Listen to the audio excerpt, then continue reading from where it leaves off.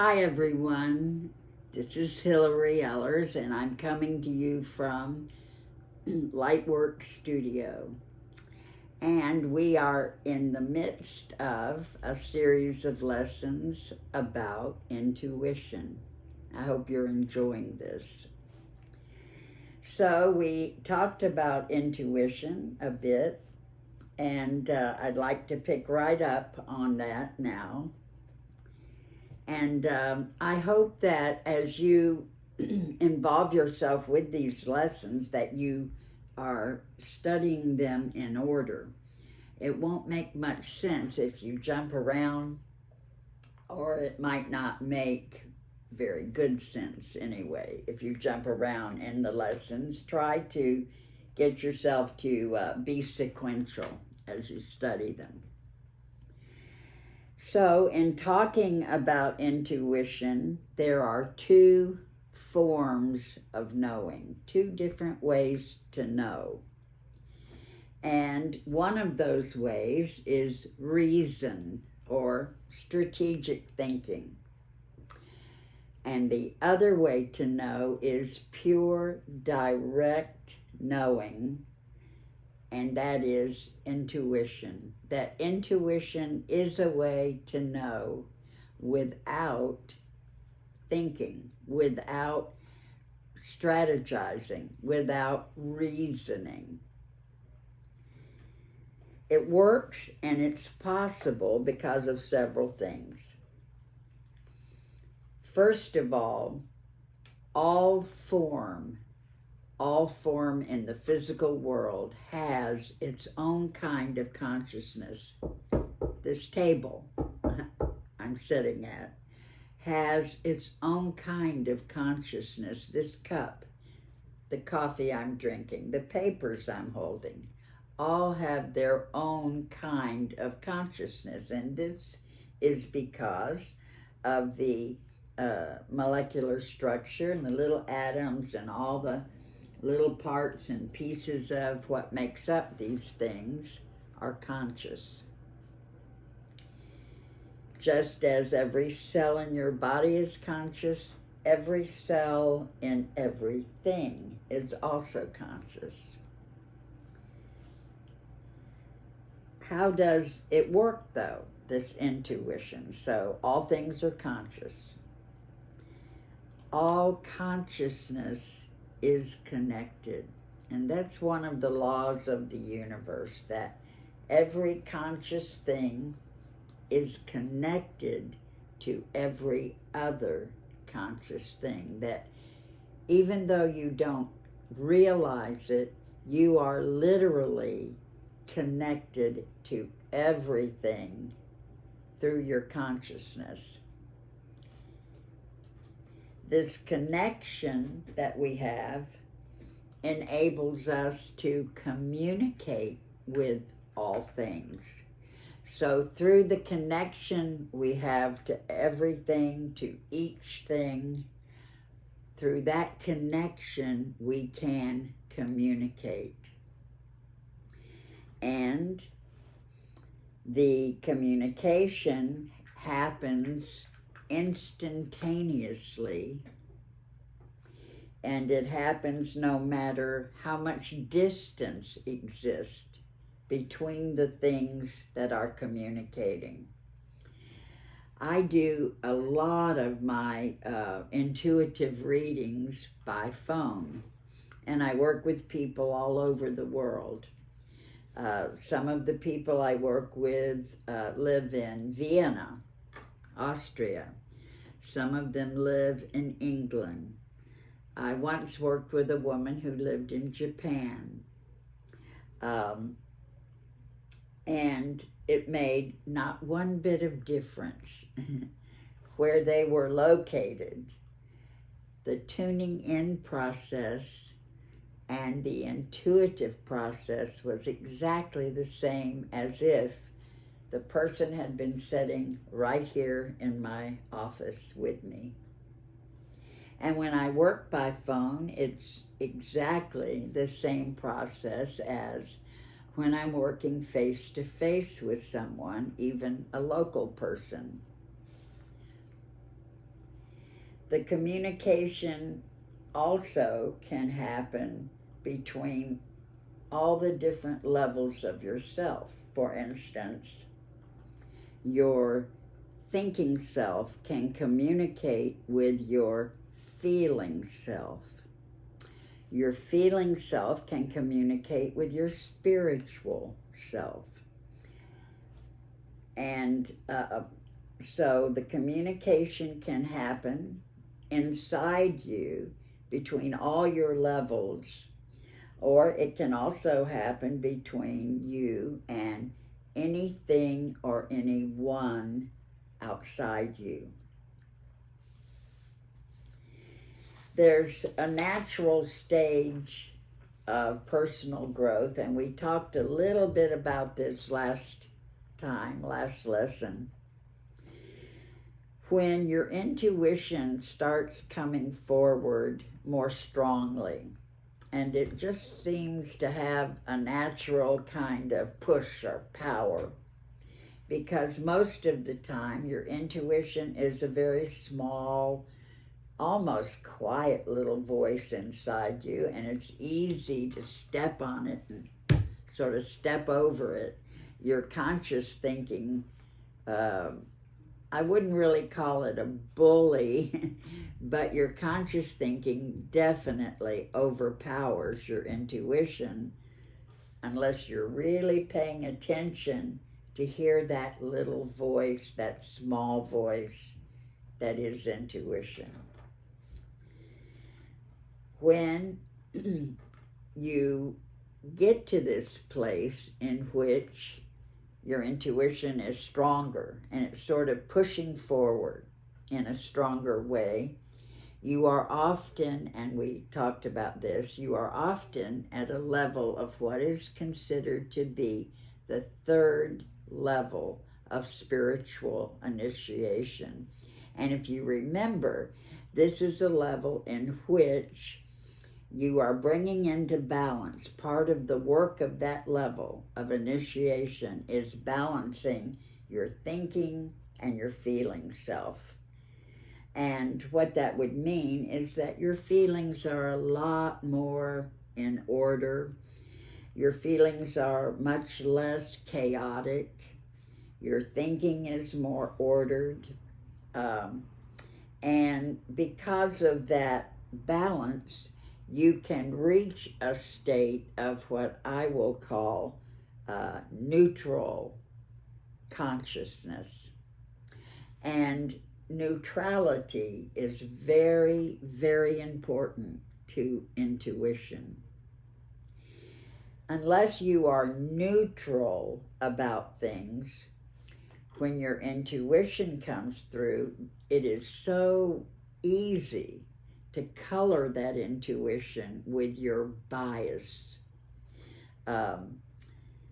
Whatever you think is right, whatever you think is wrong, can color what you feel intuitively. And when you're picking up on other people or other things, if you think they are acting in a proper way, your intuition will come through and it can really support that person. If you have the opinion or the bias that they are not operating properly, when your intuition comes through, you will color it. It's very easy. It's very likely to happen. When you are biased, you color your intuition toward whatever you think. So it's very, very important to be as unbiased as you possibly can. And that's also, I think, it's a certain place on the spiritual path in which you reach a state of being able to be neutral or unbiased. I think that it's not easy to give up biases, because our biases are in many ways our opinions about things. And we often attach a tag to things, and we say, this is right, this is wrong, this is okay, this is not okay. And when we do that, we are coloring energy. I often say that energy is directed through all conscious things. In other words, I'm pumping out energy all the time. I'm giving off energy. It's kind of a glow, or it emanates from me as it does from all things. All things emanate energy. Frequently, it is us who give that energy an identity or a face, especially when we have a bias. So someone may be a perfectly lovely person. If I have a bias about them in some way, I'm going to literally color the energy they're emanating, and I'm going to tag it as negative. Be careful about that. It's so easy to do. One thing that's taught in the wisdom teachings is that any part of ourselves that we have not accepted or that we don't like, we tend to project onto other people. And I've looked at that over the years. There was once a woman that I knew, and we had a lot in common, including, interestingly, one of the things we had in common is that we were dating the same man. And believe you me, I did not like her. I did not think she was a very good person. I found all kinds of fault with her in my thinking. I didn't so much talk about that. I didn't criticize her verbally, really, but my thinking did. My thinking criticized her. And it took me maybe, I would say, a number of years to realize that I actually, I was jealous of her. She was involved with the same man that I was, and I wanted all of his attention. I also realized that some of what I felt she was guilty of was all about me, and that was a shocker. But it was a good shock. It was a wake-up shock, you know. It's so good when you can begin to be more aware of where you really are at and where you're coming from. And I think over the years, although I don't know her anymore, she's not in my life, and neither is the man we were involved with. They're not in my life anymore, but I think I really have compassion for her in a lot of what she was going through. And I've begun to really see her as a more positive person. And that's really, really been good for me. So be careful about your biases and how you label things. You're often putting your own energy as a label onto someone else.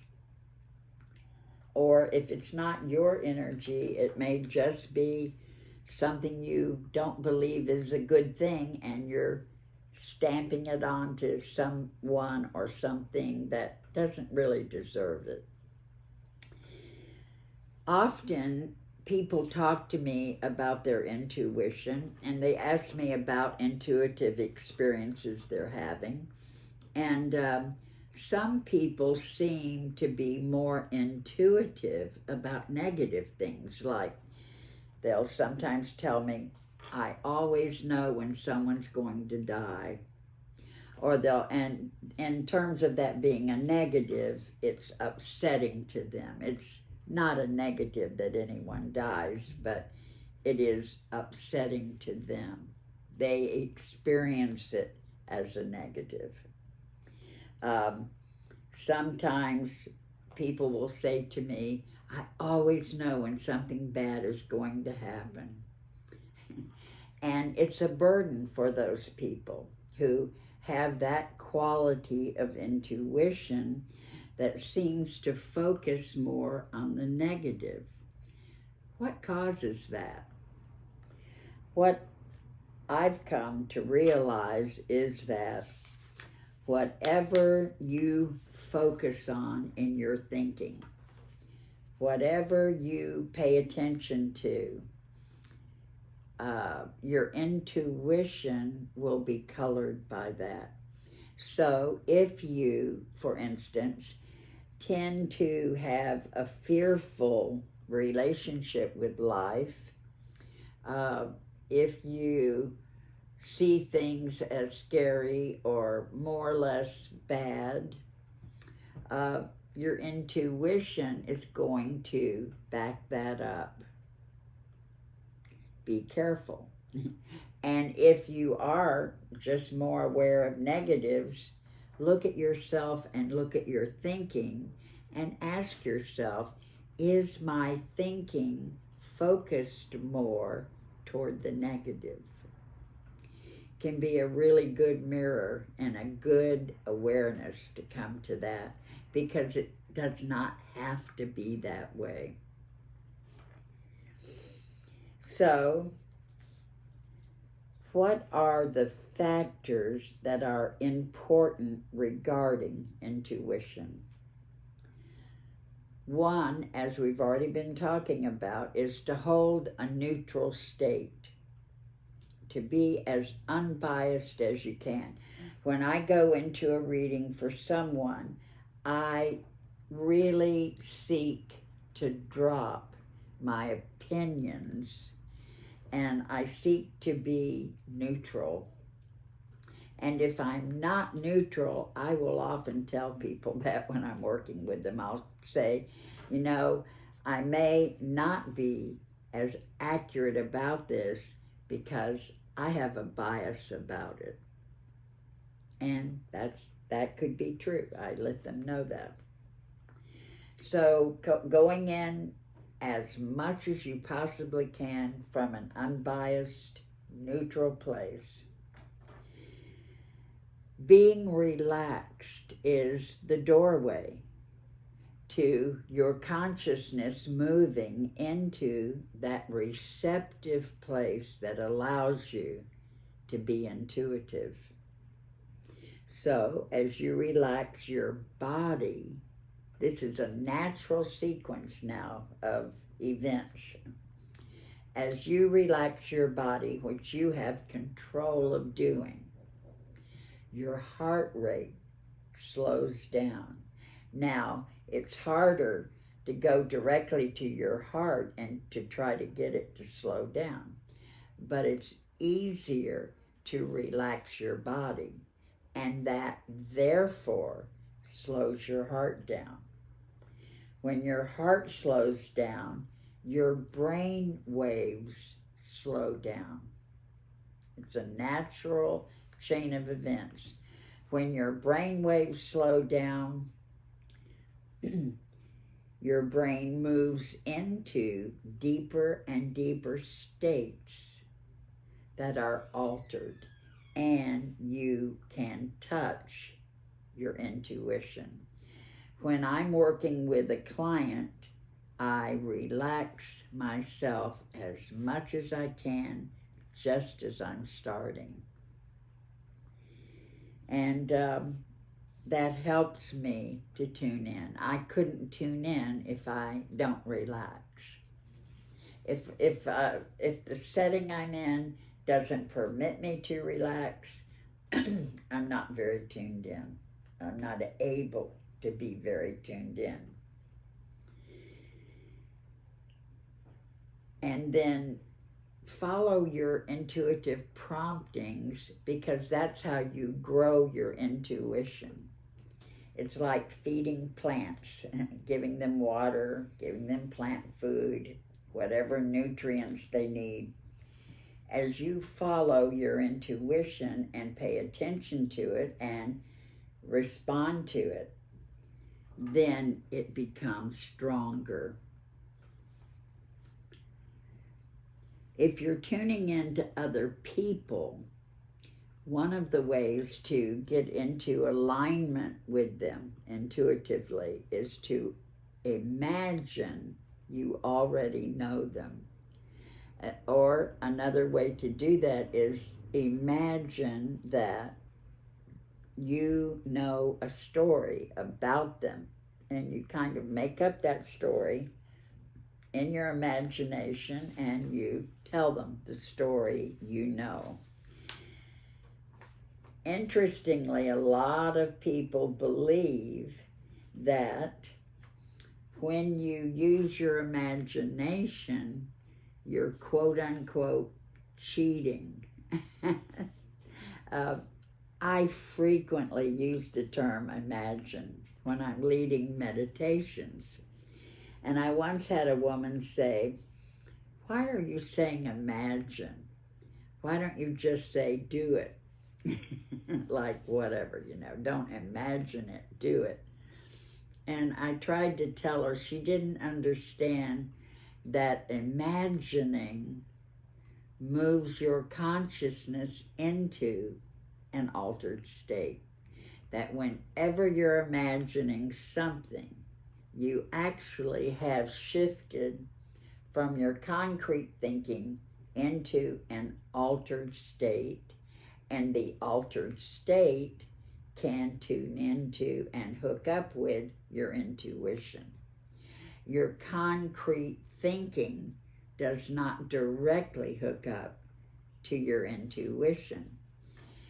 We don't realize it, but there is a certain structure of consciousness that has to do with your conscious thinking being in the middle of this structure, conscious thinking. Above conscious thinking is your superconscious, or your higher self, and its energy.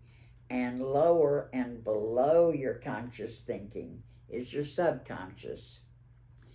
In order to touch your intuition, it is necessary for your conscious thinking to go down into your subconscious, and it then can tune into intuition. As a matter of fact, it's also true to touch your higher self, to touch your superconscious. You do not go directly to your superconscious.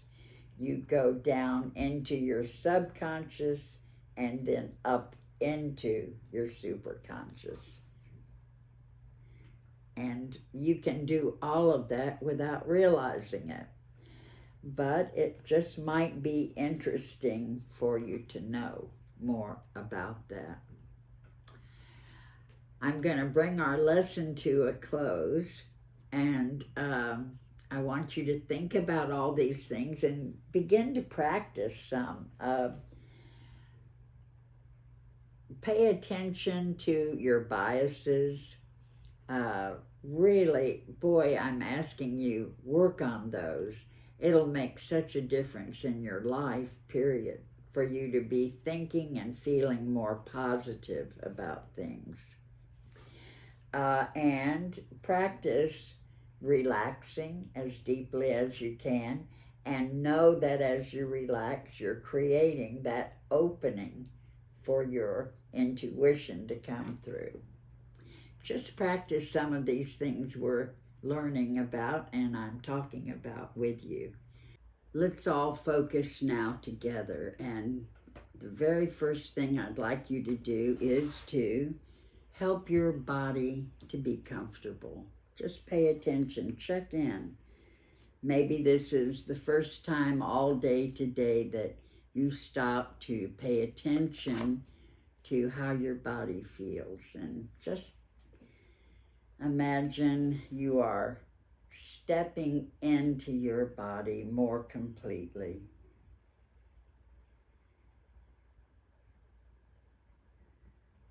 Any place in your body that is uncomfortable is simply a place in which energy is somewhat blocked. And as we meditate, that energy can open up and you will be able to feel more comfortable. As you step into your body more completely, in this moment, simply feel how it feels to breathe. Just let yourself feel what it is like to breathe.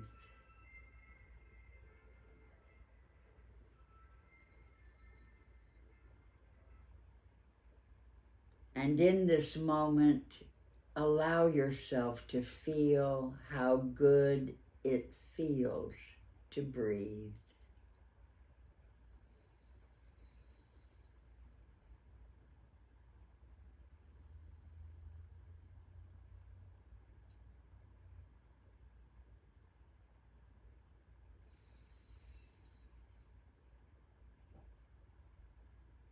Every incoming breath is bringing a soothing wave of relaxation through your entire body. Just feel that. Like a wave lapping the beach, gently coming up upon the beach. Feel this breath moving through your entire body.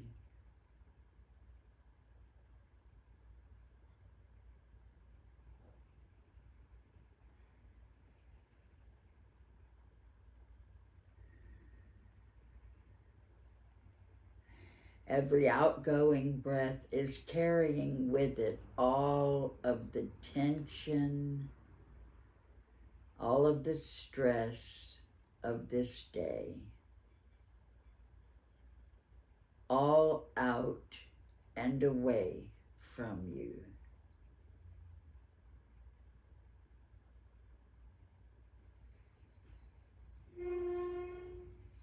Feel your muscles growing longer as you relax.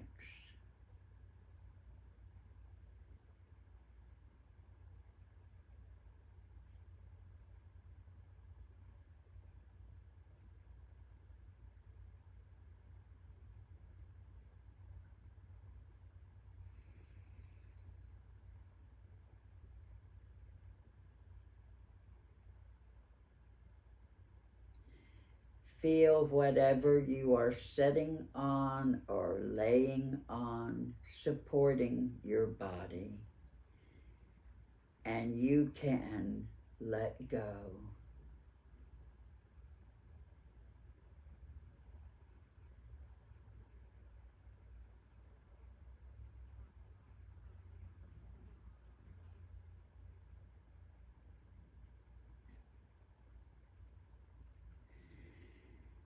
Every outgoing breath is carrying with it all of the tension of the day, all out and away from you.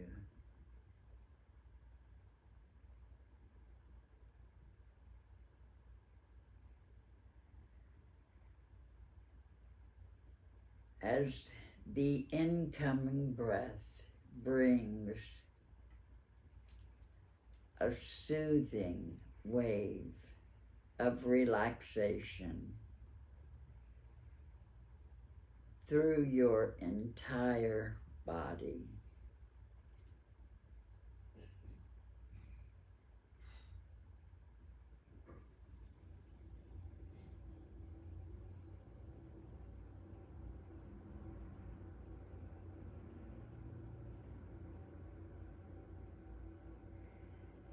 And when you have relaxed as much as you think you can,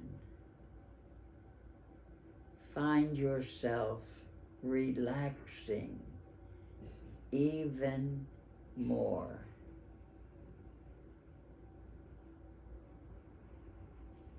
Relaxing even deeper.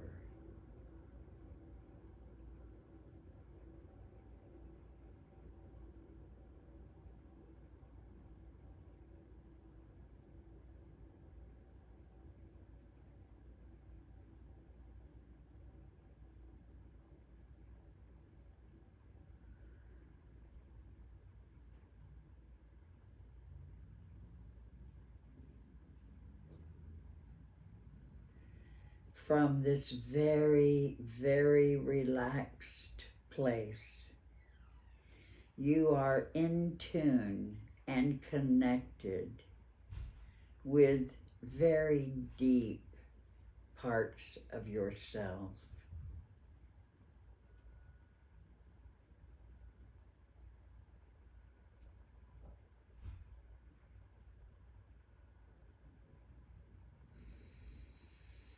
Imagine that you are opening up a channel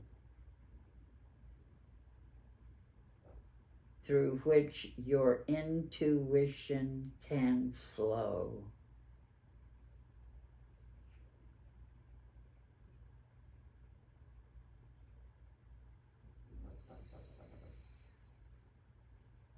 You are opening up a connecting point.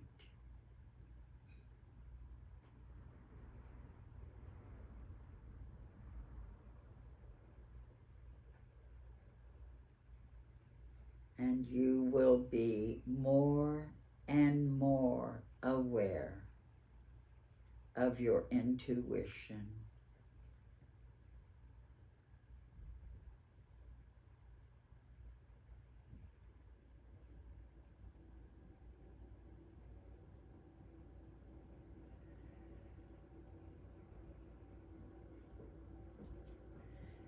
Just allow your intuition to bring you anything you need.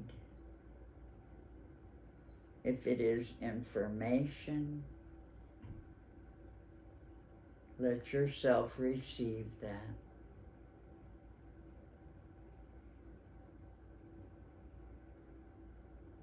If it is pure energy, take that in.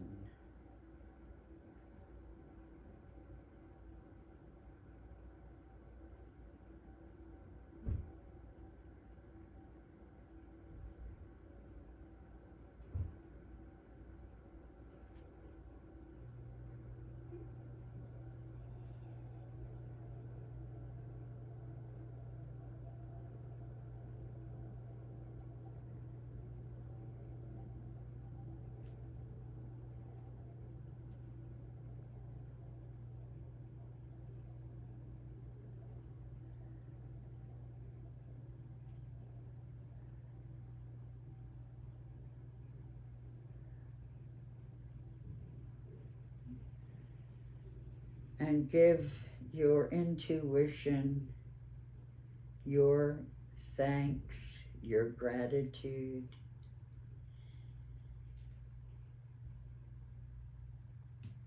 Express your appreciation.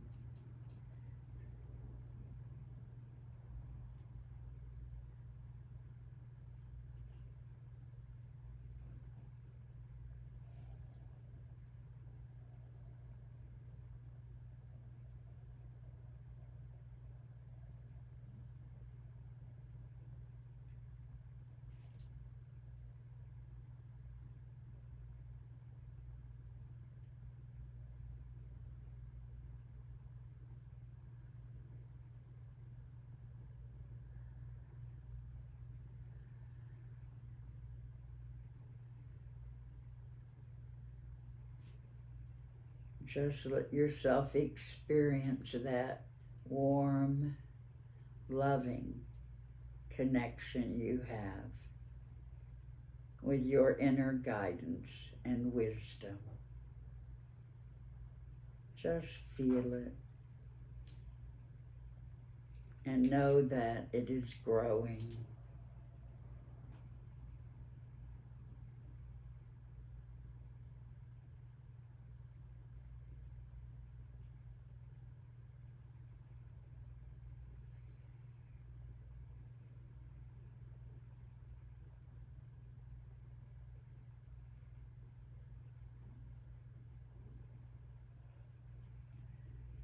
Imagine that your intuition, your inner guidance and wisdom is moving all of the way through you, from the top of your head all of the way down into your toes. You are receiving your inner guidance. You are making that pathway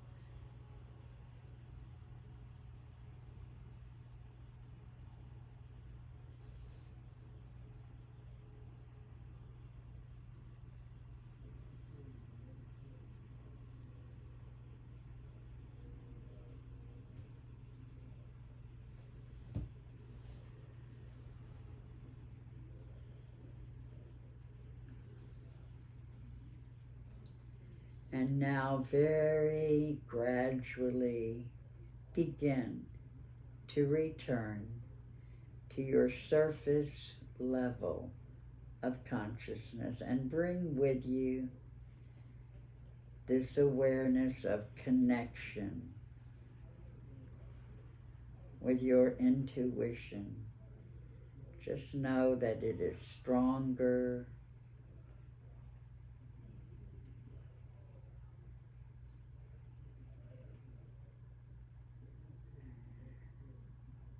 Breathe deeply and take in all that has occurred and bring it with you as you return.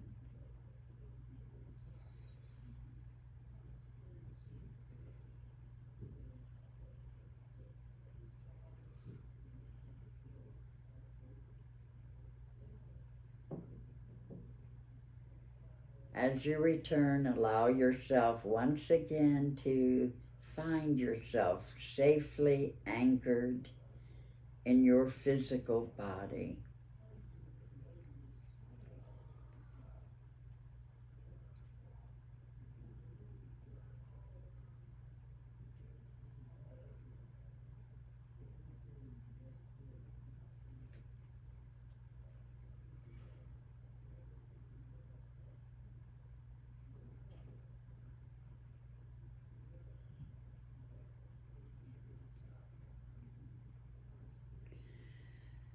As you are returned, begin to move. Let yourself stretch. Rub your hands together. Rub your face or your legs.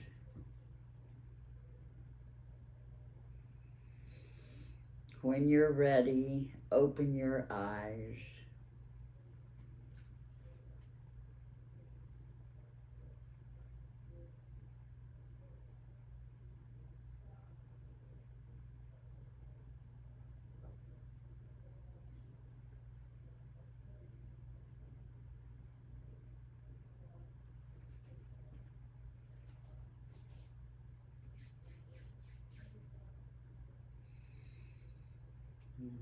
Just open your eyes when you've returned. Write about your experience in your journal, and I'll see you next week. Thank you so much. All blessings to you. Bye-bye.